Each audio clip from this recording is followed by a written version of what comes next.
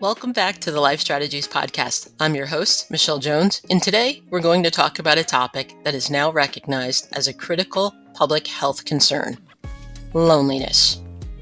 It turns out that loneliness not only affects our emotional well-being, but also has a significant impact on our physical health, especially as we age. So, if you have parents nearing or already in retirement, this episode is for you. Lonely individuals are at a significantly higher risk of developing serious health conditions such as stroke, diabetes, dementia, heart disease, and arthritis. They are more likely to suffer from anxiety, depression, eating disorders, alcoholism, and sleep deprivation. In fact, a 2015 meta-analysis found that the risks associated with loneliness and social isolation were comparable to other health hazards like obesity and smoking 15 cigarettes per day. But it doesn't end there. Recent research has revealed even more alarming findings. A review published in Nature, which included over 90 studies and more than 2.2 million people globally, found that those who self-reported social isolation or loneliness were more likely to die early from all causes. The study demonstrated a 29% and 26% increased risk of all-cause mortality associated with social isolation and loneliness, respectively.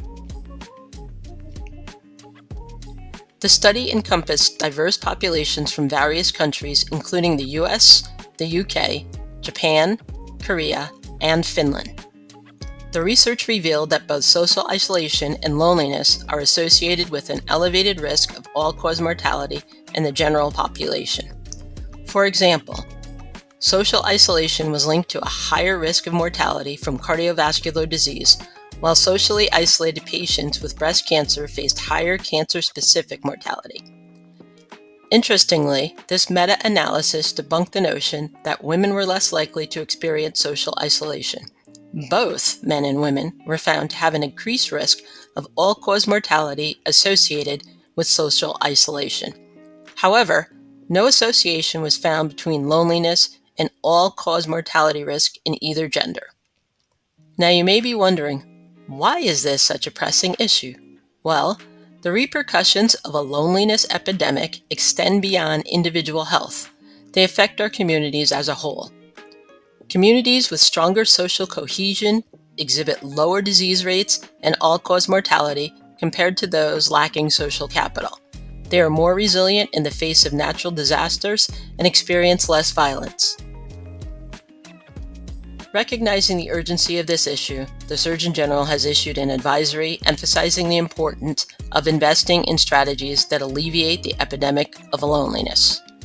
This includes strengthening the social infrastructure by providing communal spaces and activities to facilitate social connection, developing public policies that prioritize fostering connections, and mobilizing the health sector to identify and support individuals at risk of isolation.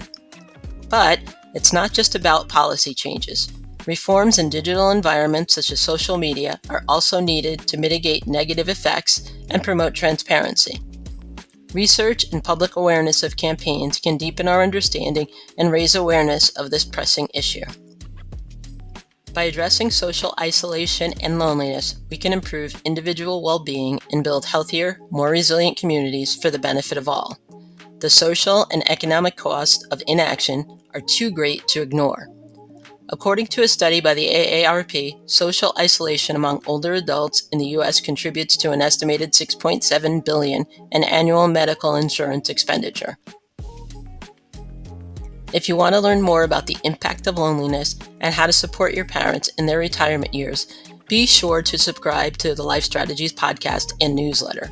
We provide valuable insights and practical tips for adult children navigating the challenges of aging parents. Together, we can make a difference in the lives of our loved ones. Well, that's all for today's episode of Life Strategies Podcast. Thank you for listening, and remember, a connected life is a healthier life.